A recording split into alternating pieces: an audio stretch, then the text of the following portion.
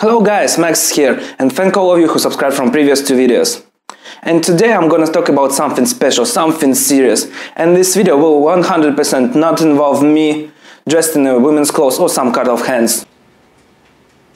Did you know that recently Russia started to ban some musicians who are currently really popular with the younger generation of Russians? I think it started a couple of weeks ago, and since then a lot of gigs by these musicians, which are on the screen right now, have been cancelled. And one rapper called Haski was even in prison for a couple of days because he started to sing his songs on top of somebody's car. Watch this.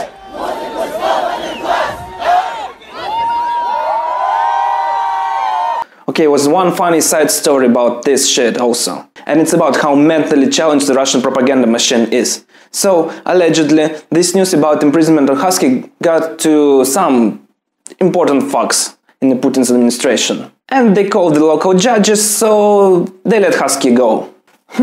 It seems like a typical story about politician influencing the court decisions. In Russia it's like a common thing. But the actual story was told by the head of the Russia Today, this girl. You know, the same person who has to paint Russian politicians in a good way. And she basically told that one branch of the government influenced the judiciary branch of the government. This is fucking ridiculous. You're out of your mind. So, the local authorities said that they do this type of shit because those musicians promote suicide, or they have a lot of swear words. Like, sukas and blats, like the only two words that you know, guys, in Russian. And it just occurred to me that this time they did not accuse them of being satanic or anti-Christian, like they did before. But I'll tell you about this later. So bear with me. So I've read a couple of articles about why it might have been done, and those people say that it's probably because recent shootings and bombings. Well, just like America right now, because we also have shootings and bombings. It is said in those articles that some geniuses in some law enforcement agencies in Russia, and I don't know which one because we have like a billion of them, and those guys decided to see that the young people who kind of displeased with the Putin's regime and the current affairs right now had in common. And of course they find out about video games and music. What did you expect?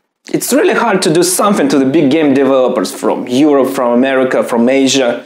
So those geniuses decided to target the musicians, the Russian ones, and especially those who are currently on tour. So imagine you're a brave Putin's general and you watch their music videos like this one. And you hear their songs like this one, and the only way you can do something about it is by cancelling their gigs. Come on, it's like the only thing you can do. Because you cannot deport or imprison those guys, because they're not Behemoth. Some side story here. Like, I don't really listen to Russian music, like, at all. I don't know anything about it. And a true story, once one Bulgarian girl told me some stuff that I don't know about the man, the legend himself, Taze.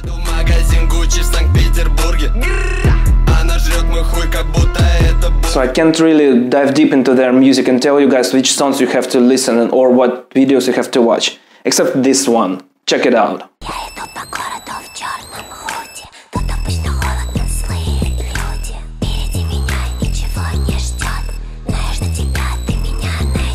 I'll put the translation somewhere like there or there or there. I don't know where. These guys are firing some decent shot against our current political elite and the government itself. If you know anything about Russia, except the good parts like cheap alcohol and Slav squads, you will appreciate this video like 100%. And it's not a recent thing in Russia. We banned musicians before, we banned movies before. So I'm gonna tell you about some previous bans, so you'll get the whole story. Like, so before that, Russia banned one small movie called The Death of Stalin. If you didn't watch it, you definitely should, because it's good, just Google it. But the main cause of it was really simple. This government official, this fuck, watched this movie and was offended by it, because, you know, he likes Stalin, and he likes his Soviet past. He glorifies it, and he thought that this movie paints us, all Russians, and our political elite, in their own way. Actually, this ban did not affect a lot of people, because, like, almost nobody watched it, wasn't given a fuck in the first place, because it wasn't hyped up here. Okay, another story. A couple of years ago, in 2014, Russian guys who were fans of one little Orthodox church here, like the biggest one in Russia. They banned Behemoth, some gigs of Belphegor. Oh, and they also tried to do some shit to Marilyn Manson, and they kinda said that his venue will be bombed if he'll go on stage. And they even threatened to cancel Laibach if they'd come in. Maybe they didn't like his head. The funny thing then, after that Laibach went to North Korea. And I'm gonna tell you about this in another video because it deserves a whole video itself for this topic. So back to the Angry Church Boys.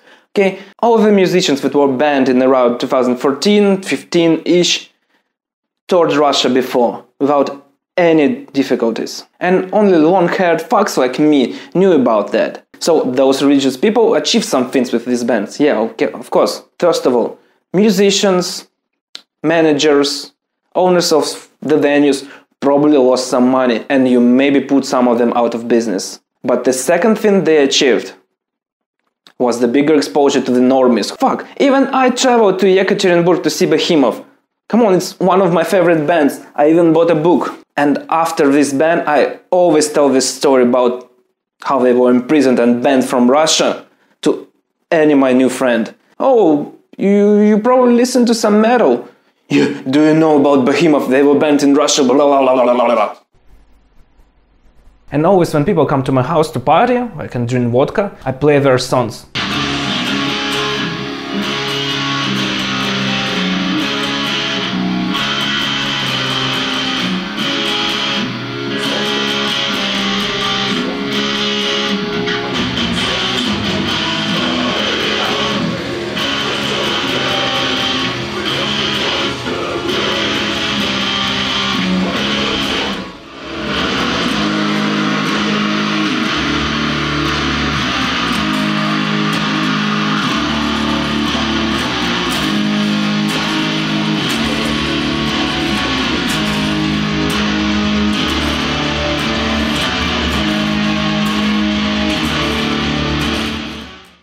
But still, this wave of bands from 2014 and 15 did not affect as many people as this recent one, which by the way happening right now when I'm filming this video. Those geniuses from the government targeted one of the biggest cultural levels of today.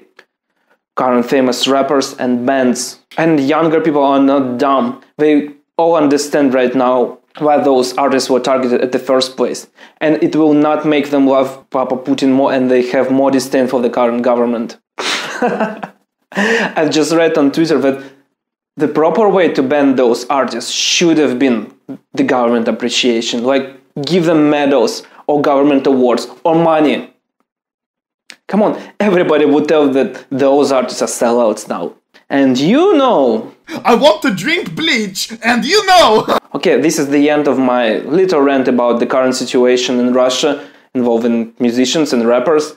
Definitely you should check out all of the links that I've put out, because even though I don't listen to them, those musicians still deserve your attention. And as always, subscribe to this channel, ring the bell icon, blah, blah, blah, blah, blah, blah, blah, whatever the YouTubers say right now. See ya. Сука, забыл перевернуть монитор.